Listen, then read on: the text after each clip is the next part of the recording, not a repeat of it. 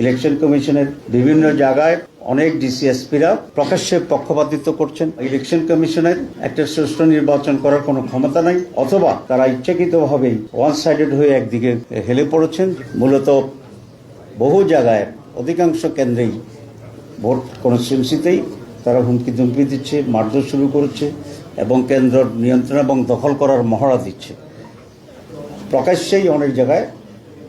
এটাই মনে হচ্ছে আজকে আমাদের প্রতিপক্ষ দলের একটা প্রধান স্ট্র্যাটেজি, যে তারা জানে যে জনপ্রিয়তার দিক থেকে জনগণের রায় পাওয়ার সম্ভাবনা কম, সুতরাং কেন্দ্র দখলেই জেতার জন্য তাদের অন্যতম প্রধান মাধ্যম, এবং এই সন্ত্রাসী কর্মকাণ্ডটাকেই তারা অগ্রাধিকার দিয়ে নির্বাচনের সকল বিজয়ের জন্য তারা অগ্রসর হচ্ছে। এখানে আমাদের কথা খুব স্পষ্ট যে নারী পুরুষ যাই হোক, নির্বাচনের সুষ্ঠু পরিবেশ বজায় রাখার জন্য সবাইকে চেষ্টা চালাতে হবে এবং সবাইকে দায়িত্বশীল ভূমিকা পালন করতে হবে। নির্বাচনে যদি 18, 24, 14 মতো পুনরাবৃত্তি ঘটে, তাহলে সেই নির্বাচন কখনোই গ্রহণযোগ্য হবে না। এদেশের মানুষ সেই নির্বাচনকে মেনে নেবে না, এবং কেউ যদি এভাবে অন্যায়ভাবে ক্ষমতা যাওয়ার চিন্তা করে, তাদের সেটা দুঃস্বপ্ন হবে এবং জনগণ পুনরায় তাদেরকে প্রতিরোধ করবে এবং আন্দোলন সংগ্রাম করেই আবার সেটার পতন ঘটাবে। আমরা এই অনাকাঙ্ক্ষিত পরিবেশ থেকে দেশকে রক্ষা করার জন্য প্রধান দায়িত্ব হচ্ছে সরকারের। তারা এটা ওয়াদাবদ্ধ ওই জাতির কাছে একটা ফেয়ার ইলেকশন করবেন, লেভেল প্লেইং ফিল্ড তারা তৈরি করবেন।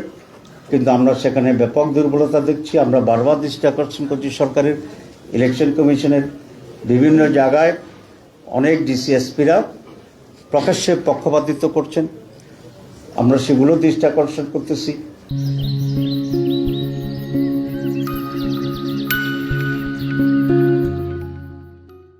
কিন্তু ইলেকশন কমিশন এবং সরকার এখানে খুবই দুর্বলতা প্রদর্শন করছেন, তেমন কর্ণপাত করছেন না।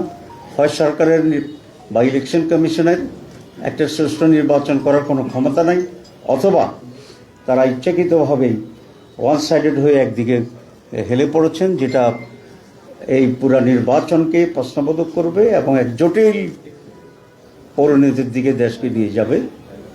আমরা সেক্ষেত্রে সময় থাকতে সজাগ হওয়ার জন্যে এবং সঠিক ভূমিকা পালনের জন্য সকলকে আমরা অনুরোধ জানাচ্ছি। নারীদের উপরে এই অত্যাচারের এবং নারীদের কাজে বাধা দেওয়ার এবং হামলার প্রতিবাদে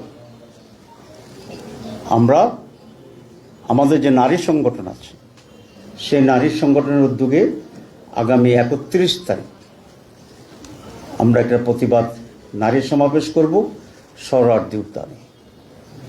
সকাল 10:30 এই প্রতিবাদ সমাবেশ শুরু হবে, এবং এই প্রথমবার বলা যায় আমাদের নারীদের বাধ্য হয়ে আমাদের নারী সংগঠনের কর্মীরা প্রকাশ্যে এসে এটার প্রতিবাদে তারা এই সমাবেশ করবেন। যদি তাতেও সমস্যার সমাধান না হয়, তাহলে আমাদের মহিলাদের পক্ষ থেকেও আরও ব্যাপক কর্মসূচি থাকবে।